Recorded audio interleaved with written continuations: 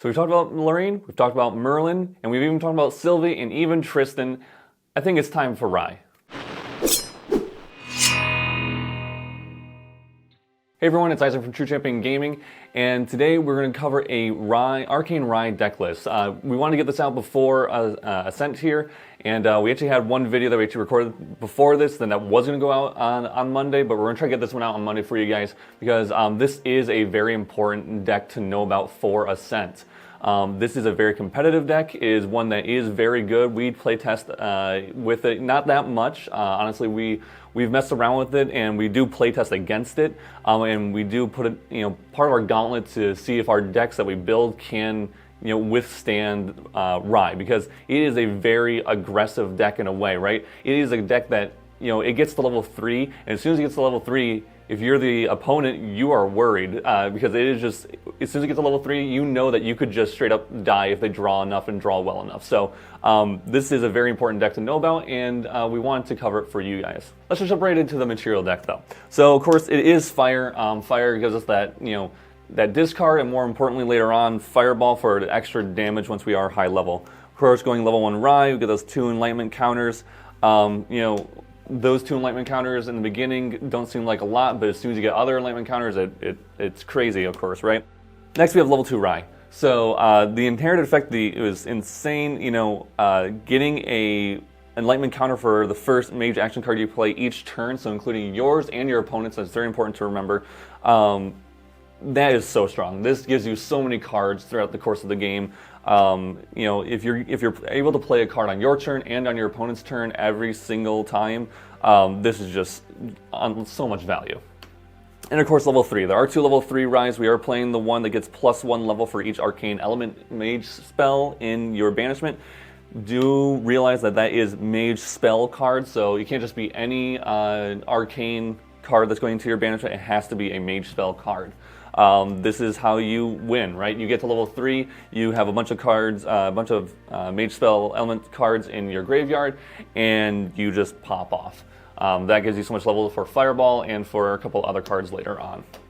Next we have GCR. We did test out Grail, and Grail is probably something you put in the sideboard against certain decks, because it might be something you do want to bring out on certain turns to play against your opponent. But in general, GCR is so important because you are pretty much rushing to level 3. That this is what you need later on to stabilize, to get you more draws so you can actually win. Arcane Rai almost feels like kind of like an aggro deck, not in the normal sense where you're playing a bunch of little allies and going face, but it is a deck that within 4 or 5 turns you can just lose. So you having this ability to give you more resources is very important. Next we have Orb of Regret. So this is one of the cards that it fixes your hand. If you're looking for something specific, this can certainly do that. This is something to be careful of though, with Tithe Proclamation being more of a card that is played. Orb of Regret becomes a little scarier. If they bring out Grail and you're worried that that might be Tithe Proclamation, because it very well could be, and you go to Orb of Regret, you might only be able to draw 2 or none depending on how you've structured your turn. So good and bad card, especially if you see something like a Grail or of course just straight up a Tithe Proclamation on their board. Chalice of Blood, this is an amazing card. As soon as you get to level 3 pretty much is usually when you want it, when you're gonna bring this out, because you have enough life to take another hit. Drawing 2 cards as soon as you hit 20 life, 20 life damage or whatever, is so good. Like if you're able, if your opponent attacks into you and they don't quite kill you, they don't realize that you are playing this card, you can just bring this out, draw 2 cards at the beginning of of your turn, and then start going into the other turn. Which if you're able to get this off, you're probably winning the game. Next we have Tome of Knowledge. This is paired up with Tome of Sacred Lightning. So this gives you a plus level, and then once you bring this out, you can basically bring this out for free and banish Tome of Knowledge. It still gets the effect of Tome of Knowledge, but this is giving you additional effect where you're able to banish cards from your memory and then also draw a card once per turn. This is such a strong card to increase your levels with Stormseer Rai. So obviously you play both because you probably want to play this without this, because this is just basically free to get out, and you still get the levels. And remember, you can still always banish this to get levels, but if you do banish it, you will not get a level in your banishment because this is not a mage spell from Stormseer Rai. Next we have Tariff Ring. Tariff Ring is great in our deck because if there's anyone going any kind of allies, we can play this because we don't play like any allies. We do play a couple, but not like anything that is worth attacking with, so they're more defensive cards. And this just makes it harder for our opponent to kill us, and so we can hopefully stabilize if we need to bring this out. Next we have Crystal Empowerment. This is just a little extra damage or a little extra draw with some of the cards in our deck. So very strong card, just giving you 2 extra levels for a moment. It can really make the difference and able to get you to your combos to just kill someone. And finally, we have Nullifying Lantern. There are red is a thing, red decks are a thing, erupting is a thing. So having this in play, even though you can't protect it, and this is one of the things we were talking about where you might need to swap out GCR for Grail to protect this a little bit against red decks. And being able to protect this is really important. So against those decks, obviously. So also can matter against stuff like Crux decks, where if you don't, if they can't Crux site to draw a card out of their graveyard specifically, they can still draw a card, but just not out of their graveyard. That's pretty big to to have on the board as well. All right, and next we have the material deck. So we run 4 Library Witch. This is just a really good card to have intercept on the board and also draw your cards, so you're not wasting anything, and you are getting cards down in your memory that you can use to banish, for your level 1 or level 2. And then of course, like I said, this is drawing you a card, so there's no worry for you to not put this down on turn 1. If it blocks 1 damage, great. If it blocks more than 1 damage, amazing. So very strong card there. Then we run 4 Dungeon Guide. Of course, if you see this in your starting hand, you're very happy. Being able to put this down on, if you're level 2 or even if you're level 1 and getting to level 2 or 3 is huge, right? This just helps your game plan. You are able to pick exactly what you want to put down pretty much to banish. This is huge because, it just gets you into your later stages of the game earlier, and that's like we're talking about where it kind of feels like this is almost like an aggro deck, and this card makes you get to that that late stage game where you can just kill your opponent in 1 turn instantly. Next we play 4 Scry the Skies. This is a card that early on, it can be kind of scary.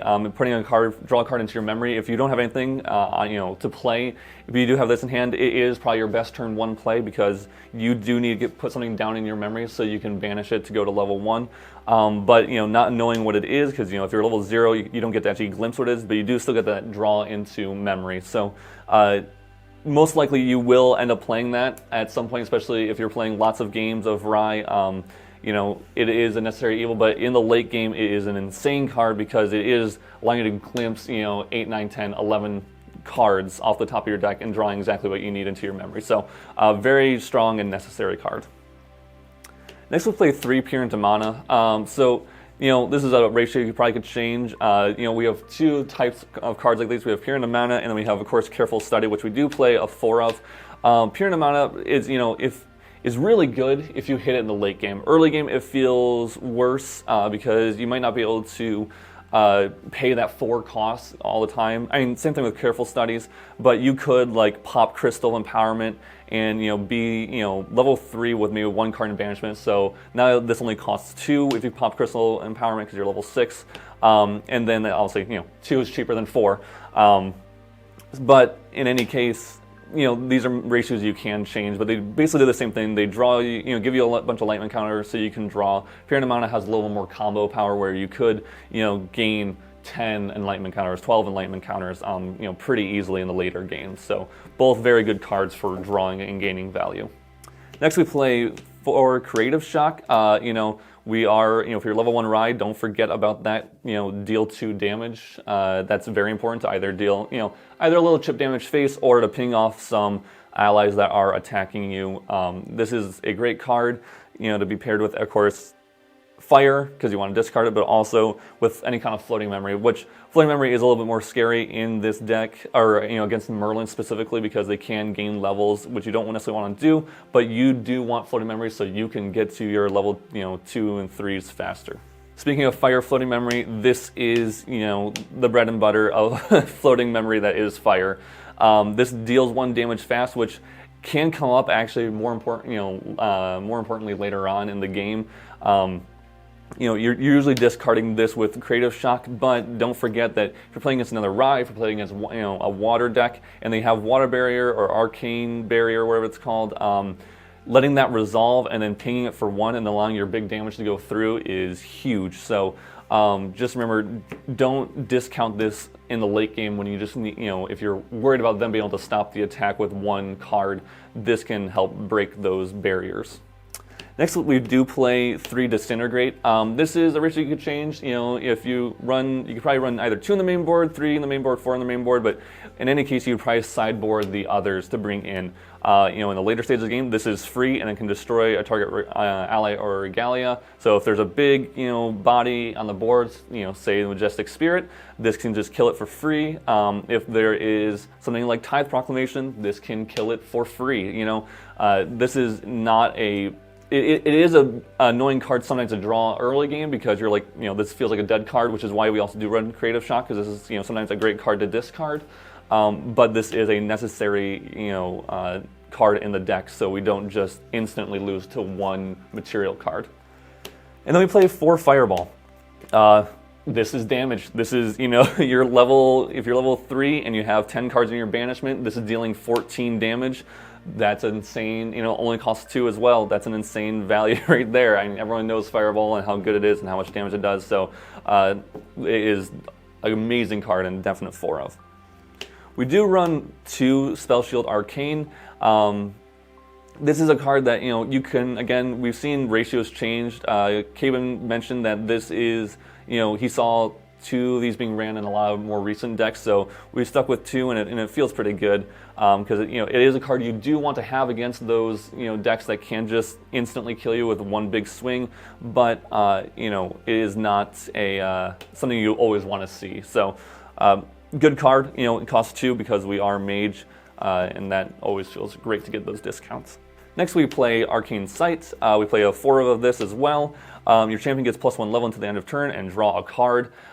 So this, of course, is just free, draw a card, so it cycles itself and you gain a level. So if you have these in hand, it's not even a bad one to get rid of from memory, but it also is, if it's in your hand, you're not really sad either. It just cycles you to get to something faster. Also, it's a great card to gain that level 2 Enlightenment counter on your opponent's turn, because you just play this and draw a card, and then you get an Enlightenment counter as well, and it's because it's fast and it doesn't really cost you many resources. Next is Arcane Disposition. This is, one of the most powerful cards in the deck. The fact that, at the beginning of your next end phase, you discard your hand, but most likely you're playing this to find your combo pieces to just win the game. This is mage, so we are drawing 3 cards, so the cost of it is replacing itself, so you're only going down -1. But this is an insane card. You can play this even if you're not going to kill him that turn, but you just want to get more cards in general down in your memory so you can pick up your next turn to win. So very strong card. It's insane. It allows you to really just ramp up that damage. Next is 4 Reckless Conversion. Again, this is an insane card. This is how you basically take an additional turn. You draw 2 cards in your memory, then you banish 4 cards from it. So you have to play this, that's -1, but you get +2, and then you go -4. So for basically minusing 3 cards, this is giving you another turn. And if you're drawing a ton of cards, those 3 cards aren't the biggest deal. Those 3 cards, they will hurt, but killing them on that turn is, a little more important than just -3 cards. So, insane card. You want to have this in your hand for those big combo turns. Power Overwhelming.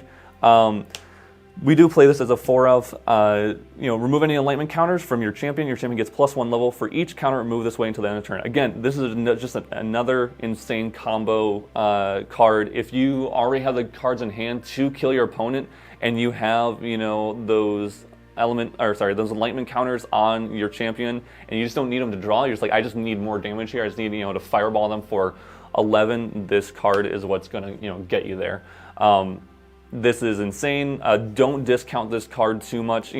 I know this is actually a card that I've seen people banish instantly from their thing, because early on isn't that great, but man, can you just sometimes just like sneak out a win just with this card and a Fireball alone, because people were not expecting that damage that quickly early on. So Power Overwhelming is a great card. This is a card that I would say has more, skill-intensive lines of thought behind it, because if you have some Enlightenment counter things in hand, if this is, you're getting one from your level 2, this can be a card that, like I said, just instantly sneaks you a win, and that's always a good feeling. We do play a 4 of a Radic Bolt. This is, sometimes I feel like this is just our backup Fireball, because it is deal level damage, kind of like how Fireball does, and you may banish 2 cards at random from your memory, and then you draw 2 cards. So it can, cost 2 in a way, because it is drawing you 2 cards.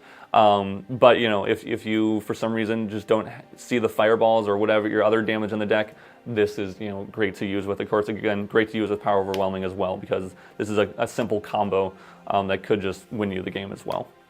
And finally, we play 4 Arcane Blast. Everyone knows this card.